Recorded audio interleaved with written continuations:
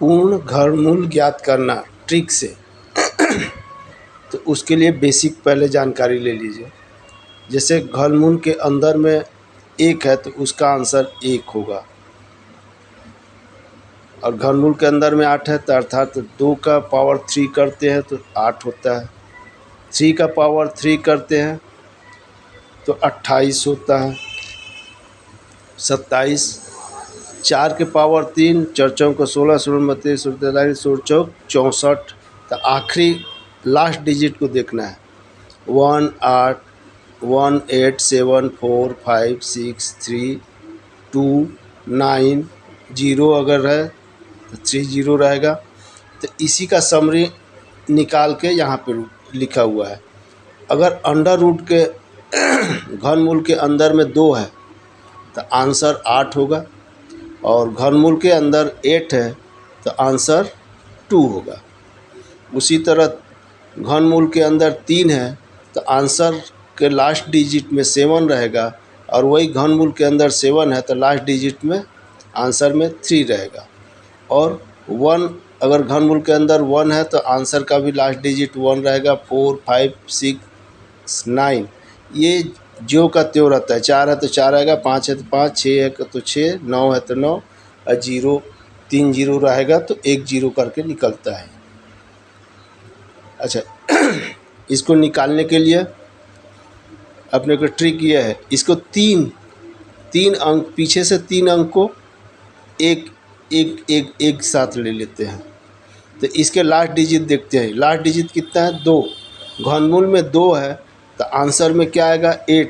जो यहाँ से बताया था घनमूल में 2 है तो आंसर लास्ट डिजिट इसका 8 आएगा। अब ये सामने वाला जो बचा है उसके ऊपर करते हैं। जैसे 2 की पावर 3 कर देते हैं तो कितना होता है? 8। तो 8 5 से ज़्यादा हो गया, इसलिए इसमें क्या आएगा? 1 की पावर 3 यानी 1 छोटा वाला रखते हैं। इससे 5 से अगर बड़ी आ जाती है तो उसको नहीं लगते, तो इसका आंसर क्या आ जाएगा? 1। घनमूल इतने का आंसर 18 होगा। अब उसी को जैसे ये बड़ी संख्या था, पीछे से 3 डिजिट को कवर करते हैं। लास्ट में 2 है, आंसर क्या आएगा? Last digit 8। सामने वाले अंक को देखने के लिए अब करते हैं कि 21 है तो 21 2 का क्यूब करते हैं तो कितना आता है?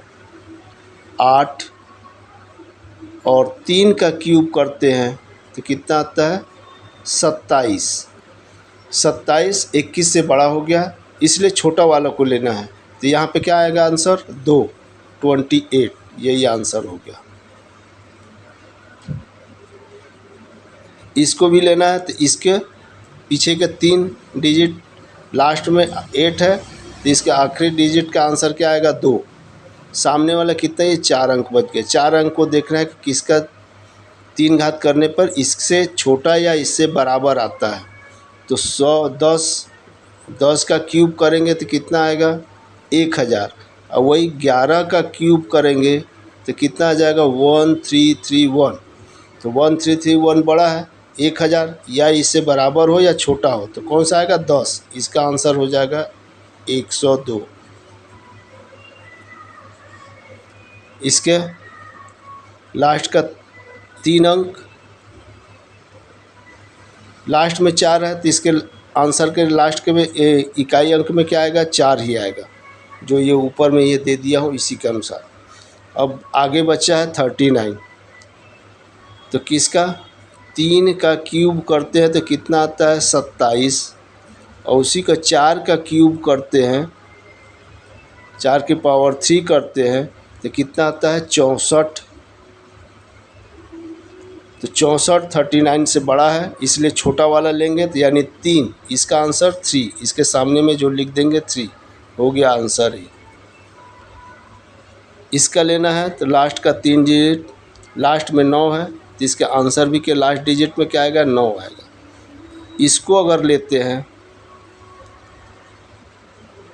तो सामने में क्या दिखता है? 1689।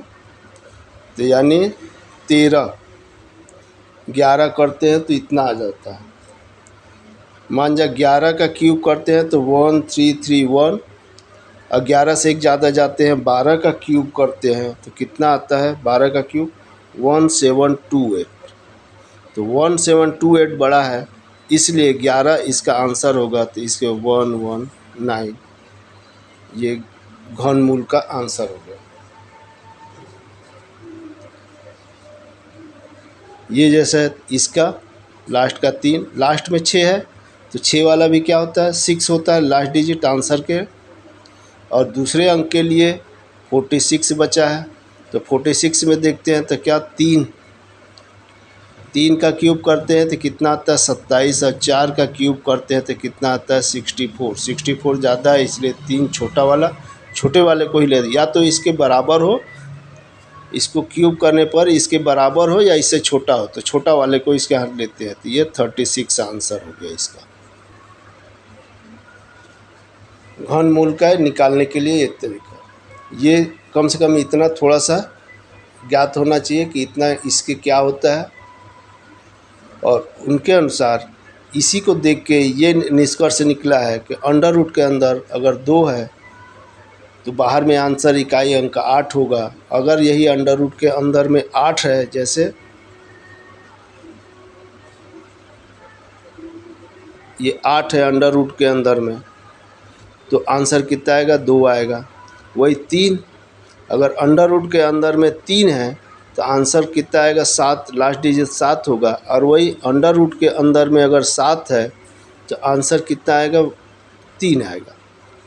और 1 4 5 6 का जो कहते हो, जैसे 6 का क्यूब लास्ट डिजिट 6 आता है, 9 का क्यूब अगर करते हैं तो लास्ट डिजिट 9 आता है, 4 का क्यूब करते हैं तो लास्ट डिजिट 4 आता है, 5 का क्यूब करते हैं तो लास्ट डिजिट 5 आता है। Thank you. ये पूरा वीडियो